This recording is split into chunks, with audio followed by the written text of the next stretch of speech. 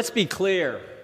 Republicans honor local law enforcement. Democrats defund them.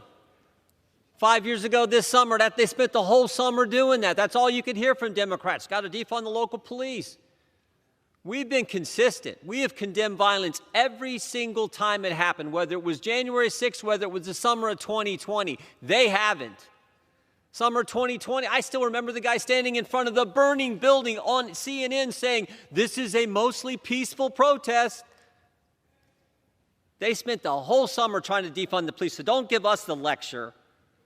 I want to thank the fine gentleman from Mississippi who served in local law enforcement, who was a sheriff, who knows what it's like to go out there and protect his community, for sponsoring this resolution. Delighted to hear the distinguished chairman of the Judiciary Committee denounce the assault, the violent assault on Congress, the Capitol, our police officers on January 6, 2021. I wonder if he would work with me to help enforce the law that was signed on March 15, 2022 by President Biden for a plaque to be placed in honor of the police officers who served us so valiantly and so bravely and saved our lives on that day. It was supposed to have been up by March 15th, 2023, and the speaker simply has remained non-committal and indifferent. The plaque is actually completed. It's ready to be put up. We can show it again.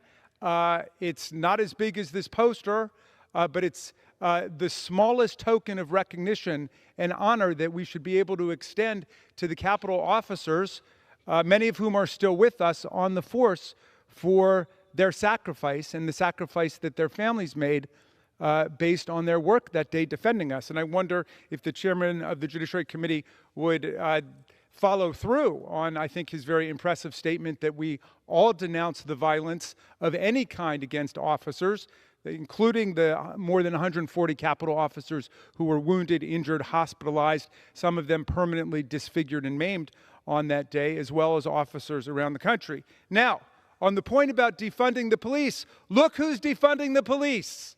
Elon Musk, Donald Trump, and their silent partners in Congress are defunding the police. They just terminated $500 million worth of grants, lost funding from the Department of Justice, providing federal support for local violence reduction by community police, community policing and prosecution, victim services, juvenile justice, child protection, substance abuse and mental health treatment, corrections and reentry, justice systems enhancements, research and evaluation, and other state, county, and local level public police and safety functions.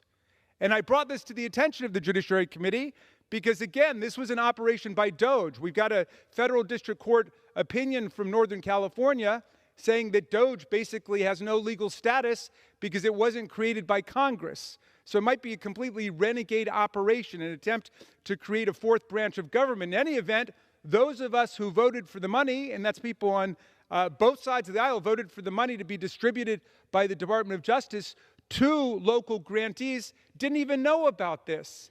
And I shared with the chairman and with all the members of the committee the one name of the DOJ employee, an unelected bureaucrat, a juvenile bureaucrat from Silicon Valley who worked his way up through Tesla and so on and then ended up in DOJ, cut hundreds of millions of dollars to local police. They defunded the police. DOJ defunded the police. Donald Trump defunded the police, and I introduced an amendment to try to restore every single grant that they cut off in severing that in federal investment in local police. My colleagues uttered not a word in opposition to my amendment, but they all voted against it, simply because they're walking the line with Elon Musk right off the edge of the Constitution, because there's no constitutional grounding for anything that guy's doing, but they walked the line behind Elon Musk and Donald Trump, and they just defunded hundreds of millions of dollars from community law enforcement and public safety. So don't give me that lecture about defunding the police, which our side has never supported, but their side is just colluded in right now in terms of what the Department of Justice did. And that doesn't even get into their attempt to dismantle completely the ATF, shut down critical functions in the Department of Justice that protect us from foreign involvement in our elections, to take down the kleptocracy task force and so on. So I don't want any lectures coming in our direction either. Thank you, Mr. Speaker, and I'll reserve my time. The gentleman from Maryland reserves. The gentleman from Ohio is recognized. Thank you, Mr. Speaker. You can try to rewrite history, but it just doesn't work. Let me just read off the Democrat-run cities that did defund the police. And here's the game the Democrats won. All during the summer of 2020, they were saying defund the police. Democrats-run cities all over the country were doing so. And now they say, oh, but we want the federal taxpayers, because crime went up when we defunded the police. We want federal taxpayers to send us money to make up for the cuts we did there, and we spent the money elsewhere. That was the game. If you don't believe me, here's the list. Austin, Texas, $150 million cut. Boston, Massachusetts, $12 million cut. Burlington, Vermont, $1.1 million. Denver, Colorado, $55 million. Eureka, California, $1.2 million. Hartford, Connecticut, $2 million. Kansas City, Kansas, $42 million. Los Angeles, $150 million. Madison, Wisconsin, $2 million cut. Minneapolis, $8 million. New York City, $1 billion cut that summer. Norman, Oklahoma, $865,000. Oklahoma City, $5.5 million. Philadelphia, $33 million. Portland, Oregon, $16 million. Salt Lake City, $5.3 million. San Francisco, $120 million. Seattle, Washington, $69 million. Washington, D.C., $15 million. And we know about the crime that's happened in this city. And, of course, in the ranking member's home state of Maryland, Baltimore cut their police department $22 million. And now they're saying, oh, make sure the federal money keeps coming. And look, I'm not against some of these grant programs. We'll look at all those. But don't say you didn't defund the police. You did. Everyone knows you did, and you all talked about it, and you cheered it on. You said for the bad guys who harmed the police that summer when you were encouraging cities to cut the police, the bad guys who were you were raising money to bail them out. Your presidential candidate was raising money to bail them out. So you can have all the revisionist history you want. The facts are the facts. And with that, I reserve. The gentleman from Ohio reserves. The gentleman from Maryland is recognized. Thank you, Mr. Speaker. I'd like to start just by asking my friend from Ohio if whether he's referring to me when he uses the word you, or if he's referring more generally to some other people, because I would categorically deny having done any of those things. I didn't, so perhaps if... referring to that party that you belong to, not you personally. Okay, well, the gentleman refers, and I think he's aware of this because he's an extremely clever debater, he referred exclusively to things that different local governments did or did not do. I don't know what Denver, Colorado did, or Burlington, Vermont, or whatever. I know what the United States Congress does. And we never defunded the police, and we never tried to defund the police. On the other hand, my good friend, I believe, participated in, and if he didn't, I'm happy to stand corrected, but I know a bunch of his colleagues said they wanted to defund the FBI, just like those who want to defund the ATF and shut it down right now. So that's a reality. But in any event, why don't we talk about what Congress can actually do? The president's new budget proposes to cut this. So this is something that my colleague and I could agree on. He wants to cut $1 billion across 40 Department of Justice grant programs which support local police departments to reduce violent crime, hate crime, and crime against women.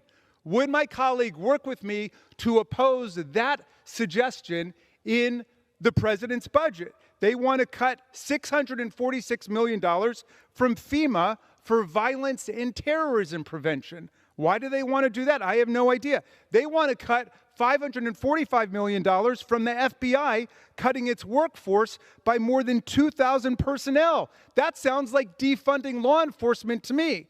I know they don't seem to be as fond of federal law enforcement as they are of local law enforcement, but do they really want to cut more than $500 million from the FBI to be fighting criminals and terrorists? I mean, I just, for the life of me, I don't understand how they can do that while they swear fealty to law enforcement. It just makes no sense. They want to cut $491 million from the Cybersecurity and Infrastructure Security Agency, making our cyber and physical infrastructure far more vulnerable to attack by foreign bad actors like Vladimir Putin and President Xi and Kim Jong-un. I know there's some people in high levels of office who are fond of those people, who write Valentines to Kim Jong-un. But the rest of us would like to be protected from them. We should not be dismantling the cybersecurity infrastructure of America. They want to cut $212 million from the DEA. Now, can you imagine if a Democratic president had proposed any of this? They would be screaming. Their hair would be on fire. But Donald Trump proposed it, and they just mumble along like it's no big deal. What about all of these efforts to defund federal law enforcement, like the DOJ, FEMA, FBI? Will our colleagues work with us to restore that money? I'm happy to reserve. The gentleman from Maryland reserves. The gentleman from Ohio is recognized. Thank you, Mr. Speaker. Look, I have not said I was for defunding the ATF or the FBI. What I've said, what the American people have said clearly, is they don't want these agencies weaponized against the very people they're supposed to serve. We all know about the FBI. Think about this, though. When you think about the FBI's budget, it's like $12 billion. More than half of that budget, more than half of the personnel at the FBI are focused on intelligence and counterintelligence. I think most Americans probably think the FBI should spend most of its resources on going after traditional crime, organized crime, bad guys, gang activity. Well, I think that's probably where they think it should be, but no, they're spending half their budget, half their personnel on surveillance of Americans. I think that's a little different. How about the ATF? We all know the example of the ATF raiding Brian Malinowski's home. Brian Malinowski was the highest paid official in the Little Rock, Arkansas municipal government, ran the Bill and Hillary Clinton airport, gun hobbyist. The ATF thinks he's done something wrong. Instead of just going and visiting him, coming to see him, picking him up at his work, taking him back to his house to execute the warrant, the search warrant, no, they had to kick in his door, pre-dawn raid, 10 cars pull up. First thing you see on the doorbell cam is them putting tape on the camera. 53 seconds later, Brian Malinowski has been shot in the head and subsequently dies. So I'm for these agencies actually serving the taxpayers, not in being engaged in things like that. We respect the police who want it done right at the local level. God bless them. So I've not been for defunding them. We're for honoring local police, like this good sheriff, this member of Congress, and what they do day in and day out. That's what this resolution was about. But the other side, they want to come here and start talking about all kinds of things. I didn't intend to. I intended to, you heard my opening statement. You heard the gentleman's opening statement. But the other side wants to go start attacking things. Okay, fine. We're just setting the record straight. With that, I reserve. The gentleman from Ohio reserves. The gentleman from Maryland is recognized. Thank you, Mr. Speaker. Well, yes, the record is becoming increasingly clear here. My colleagues don't want to do anything about the dismantling of hundreds of millions of dollars of funds that we appropriated to the Department of Justice that have been mysteriously deleted by a DOJ employee from local law enforcement. These are grants that go to local police departments and victim assistance agencies all over the country. They got rid of that. Then the president comes forward with a budget that will cut more than $1.5 billion, maybe $2 billion from local law enforcement to go after violent crime, hate crime, to defend the victims of rape and sexual assault. My colleague changes the subject once again to talk about weaponization. We've never seen weaponization of the government like what we've seen under Donald Trump and his Department of Justice. The first thing they did was they got rid of a dozen experienced veteran criminal prosecutors in the U.S. Attorney's Office and the Department of Justice simply because they had worked to prosecute January 6 insurrectionists and rioters. Yes, let me repeat that. They fired prosecutors for doing nothing more than their jobs, to prosecute the criminals who beat the daylights out of our police officers, and they sacked all of those prosecutors. Some of the most experienced veteran prosecutors that we have in the U.S. Attorney's Office. Then he named to be the acting U.S. Attorney Ed Martin, and he was just forced to withdraw that nomination because he was standing by a neo-Nazi Holocaust revisionist who said that Hitler's problem was that he didn't finish the job, and who said that those who are born with disabilities should be killed at birth. And Ed Martin called him a great man and a great leader. Well, he withdrew the nomination, but still he put Ed Martin in the Department of Justice to a position that is not subject to Senate confirmation. They've weaponized the Department of Justice. They've weaponized the Department of State. They're going after anybody they describe as a political enemy. That Ed Martin was writing letters to members of Congress when he didn't like what they had to say. So we've never seen weaponization of the government like what's taking place right now. They took the U.S. pardon attorney, Liz Oyer, and they sacked her. Why? Because she refused to take the position that Mel Gibson should get his guns back, which wasn't part of her job, but they tried to conscript her to it. And she said the pardon attorney refused to do it because she said that was not her job and there were too many questions about domestic violence episodes. So if you want to have a separate hearing on weaponization of the government under Donald Trump, let's do it. In the meantime, let's support local law enforcement. Let's support federal law enforcement. Let's have another resolution praising all law enforcement for what they do, and let's get that plaque up. Thank you, Mr. Speaker. I yield back to you.